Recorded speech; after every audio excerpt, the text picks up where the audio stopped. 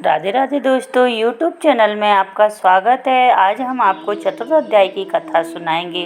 कार्तिक मास में गणेश जी की विनती जरूर करनी चाहिए, जो प्रथम अध्याय में दी हुई है। आइए चलते हैं कथा में। चतुर्थ मास के नियमों का वर्णन।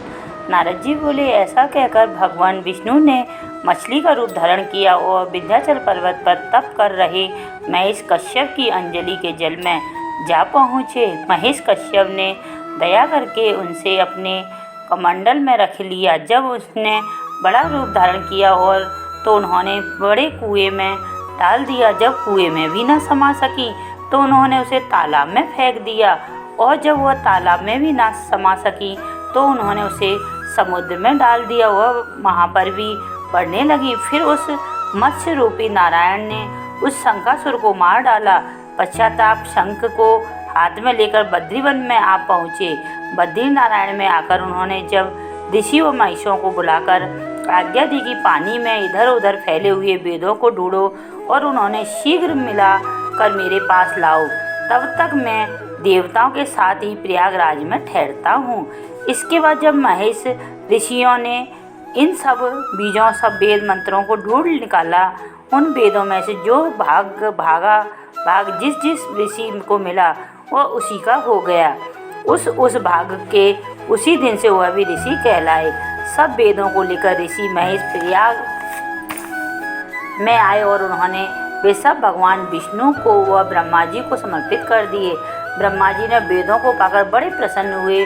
उन्होंने देवताओं और ऋषियों के साथ अश्वमेध यज्ञ किया। यज्ञ के अंत में देवता, गंधर्व, यज्ञ नाग भगवान विष्णु को दंडवत करके प्रार्थना करने लगे। देवताओं ने कहा, हे देव, हे जगन्नाथ, हे प्रभु, हमारी प्रार्थना स्वीकार करो। हम लोगों के लिए हर्ष का समय है, इसलिए आप हमें वरदान दीजिए। नष्ट हुए वेद पुनः श्री ब्रह्मा जी को प्राप्त हो गए हैं। हे लक्ष्मीपते, आपकी अनुकंपा से हम देवताओं को यज्ञ का भाग भी मिला है। यह स्थान आपके प्रसाद से आज पृथ्वी भर में सर्वप्रधान, पुण्य को बढ़ाने वाला, मुक्ति तथा भुक्ति को प्रदान करने वाला हो, ब्रह्म इत्यादि पापों को नाश करने वाला, परम पवित्र और अक्षय फल देने वाला हो। यह वरदान हमें दीजिए। भगवान विष्णु ने कहा, जो कुछ आप लोगों ने कहा वह मेरा भी ध्येय है। जैसे आप लोगों ने कहा है कि यह स्थान आज से ब्रह्म क्षेत्र के नाम से पुकारा जाएगा। इस स्थान पर गंगा जी व सूर्यपुत्री जमुना जी का संगम होगा। मैं भी ब्रह्मा जी के सहित यहाँ पर निवास करूँगा। यहाँ पर किया हुआ जप, तप तथा दान महान फलदायक होगा। पहले जन्म में किए हुए पाप, ब्रह्म हत्या आदि भी इस तीर्थराज में स्नान करने से नष्ट हो जाएंगे। जो लोग अपने पिता आदि का वहाँ पर आकर उनको दर्पण व श्राद्ध करेंगे तो उनके पिता मेरे स्वरूप को प्राप्त करेंगे। वह तीनों प्रकार की मुक्ति को प्राप्त करेंगे। मकर संक्रांति पर माघ मास में प्रातःकाल यहाँ आकर स्नान करने वाले के दर्शन मात्र से ही सब पाप मिट जाते हैं। ठीक उसी तरह जिस तरह सूर्य के तेज से अंधकार का नाश हो जाता है। हे मुनीश्वरों, मेरे वचन ध्यान से सुनिए। मैं सर्वव्यास रहता हुआ भी हमेशा बद्री नारायण में निवास करता हूँ।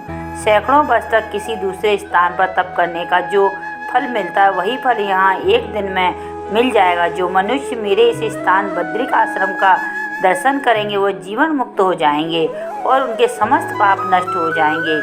सूजी बोले, ऐसा कहकर भगवान विष्णु अंतर्ध्यान हो गए और देवतागण भी अपने अंश को वहाँ छोड़कर चले गए। जो मनुष्य कथा को सदापूर्वक सुनते हैं वह भी प्रयागराज व बद्रिक आश्रम जाने का स्नान करने के समान फल प्राप्त करते हैं। राधे राधे दोस्तों, वीडियो समाप्त हुई। अगर हमारी वीडियो आपको अच्छी लगे तो लाइक एवं सब्सक्राइब करें। जो हमारी वीडियो को लाइक एवं सब्सक्राइब करें उनके यहाँ लक्ष्मी मैया सदा भरपूर रहें। कार्तिक मास में अगर आप लोग स्नान नहीं कर पा रहे तो कथा श्रवण जरूर करिए।